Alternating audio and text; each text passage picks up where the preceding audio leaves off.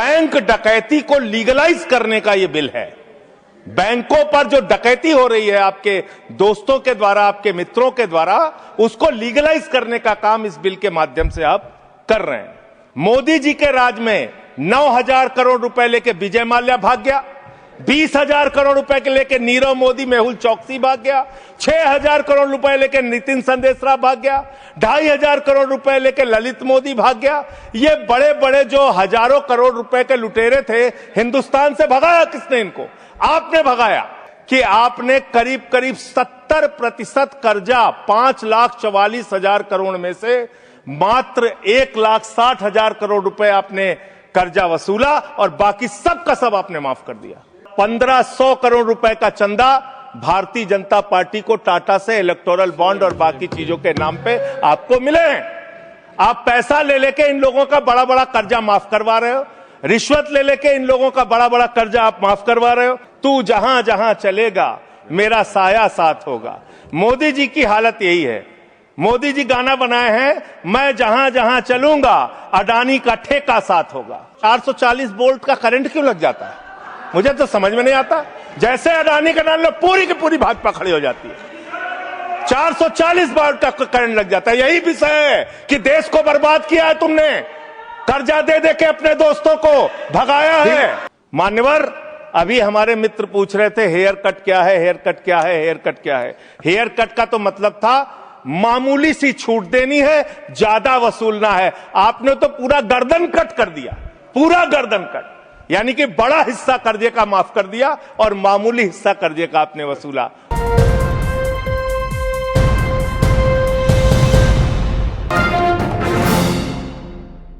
धन्यवाद मान्यवर, आपने इस महत्वपूर्ण बिल पे मुझे अपनी बात कहने का मौका दिया। मान्यवर,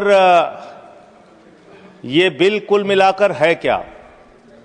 बड़े बकाए कर्जदारों को, जो बड़े बड़े कर्जा लेके बैठे हुए लोग हैं, उनको आप संरक्षण देने का काम इस बिल के माध्यम से कर रहे हैं।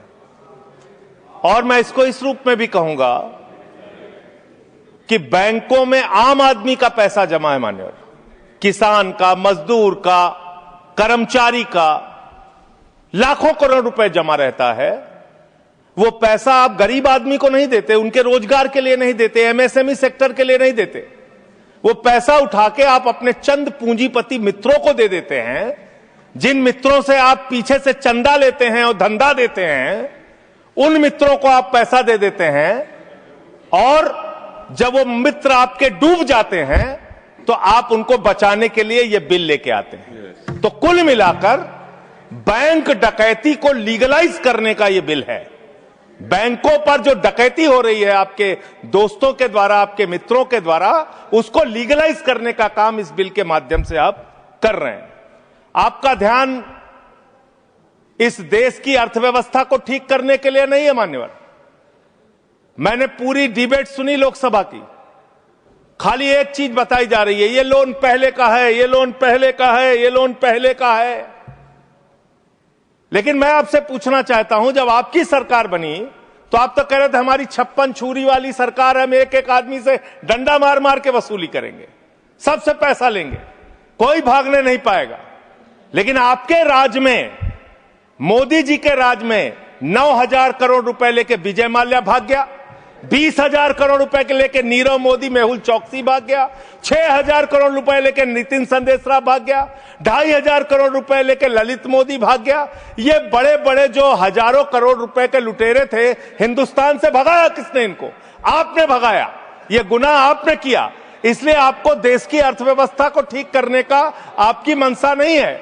आपकी जो 56 छुरी वाली सरकार थी, उन्होंने तो इन लोगों को भगाने का काम किया, इन लोगों को निकालने का काम किया, सेफ पैसेज देने का काम किया। देश की जनता लूटी गई, बैंकों को आपने खाली करने का काम किया। और ऑथेंटिकेट करते हुए मैं आपको बताऊंगा मान्यवर, ये आपका लोकसभा में दिया गया सरकार का उत्तर है, मेरे घर पे नहीं बना। इसमें आप लोगों ने साफ तौर पे बताया है कि आपने करीब करीब 70% कर्जा 5,44,000 करोड़ में से मात्र 1,60,000 करोड़ रुपए आपने कर्जा वसूला और बाकी सब का सब आपने माफ कर दिया। ये तो बड़ी अच्छी स्कीम है आपकी।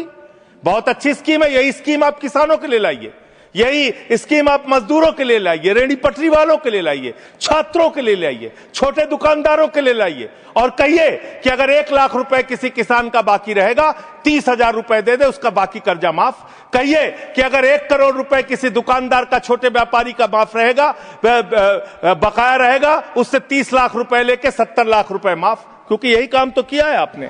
आंकड़े पढ़ रहा हूं मान्यवर, ध्यान से पूरे देश को सुनना चाहिए। क्या है आपकी असलियत? आपने भूषण स्टील का 54,000 करोड़ रुपए कर्जा बकाया था, 42,000 करोड़ रुपए आपने वसूला, 23% आपने माफ किया। एसआर का, भूषण स्टील का 57,000 करोड़ रुपए बकाया था, 35,000 करोड़ वसूला, 38% आपने माफ किया। 8,000 करोड़ रुपए ज्योति स्ट्रक्चर्स का बकाया था, 55% आपने माफ किया। 91,000 करोड़ जीएचएफएल का बकाया था, 60% आपने माफ किया। भूषण पावर का 48,000 करोड़ रुपए बकाया था, 19,000 करोड़ रुपए वसूला, 60% माफ किया। इलेक्ट्रो स्टील्स का 14,000 करोड़ रुपए बकाया था, 5,000 करोड़ रुपए लिया, 62% आपने माफ किया। मोनेट इस्पात का 11,500 करोड़ रुपए बकाया था, 2,800 करोड़ रुपए वसूला, 75% कर्जा आपने माफ किया। एमटेक का 13,500 करोड़ रुपए बकाया था, 2,700 करोड़ रुपए वसूला, 80% आपने माफ किया।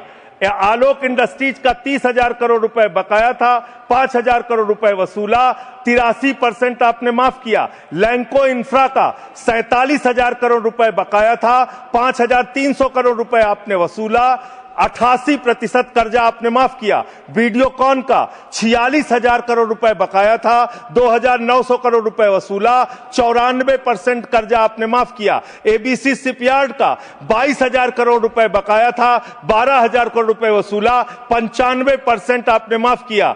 आपने श्रीवास्तव इंडस्ट्रीज का 4,800 करोड़ रुपए बकाया था, 320 करोड़ रुपए आपने वसूला, 95% कर्जा आपने माफ किया।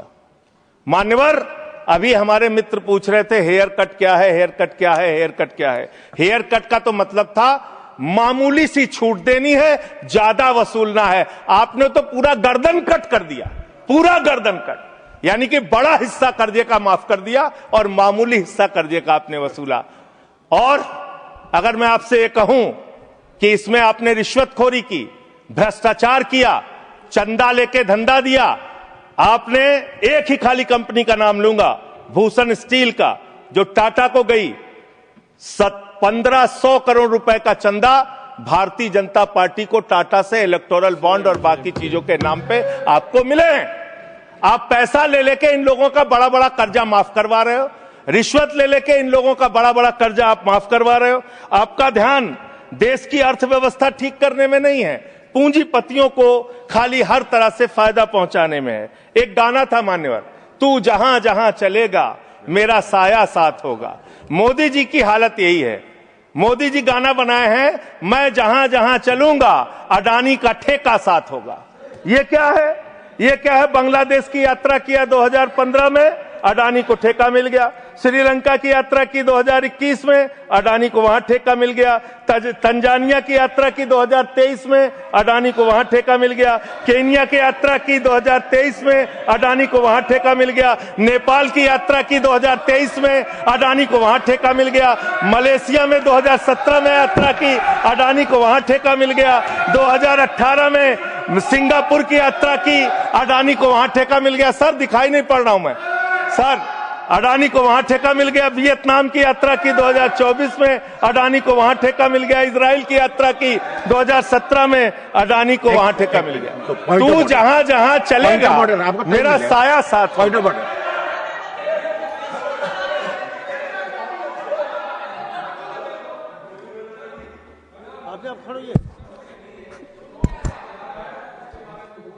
कोई भी रिलेवेंट नहीं है।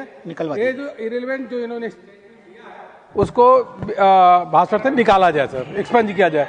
कोई मत।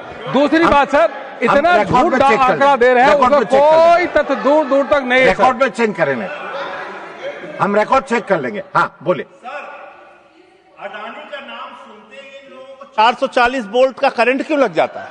मुझे तो समझ में नहीं आता। जैसे अडानी का नाम लो, पूरी की पूरी भाजपा खड़ी हो जाती है।